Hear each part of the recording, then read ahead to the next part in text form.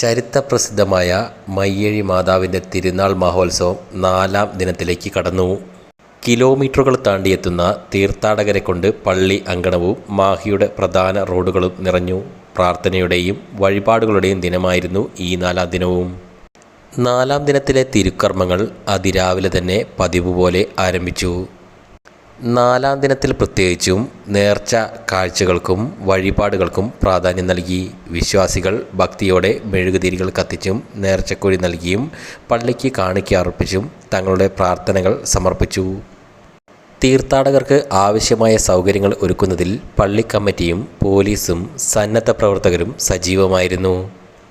4ാം ദിനമായതുകൊണ്ട് തന്നെ കൂടുതൽ ദൂരസ്ഥലങ്ങളിൽ നിന്നും ആളുകൾ എത്തിച്ചേരുന്നത് കണക്കിലെടുത്ത് സുരക്ഷാ സംവിധാനങ്ങൾ കൂടുതൽ ശക്തമാക്കിയിട്ടുണ്ട്.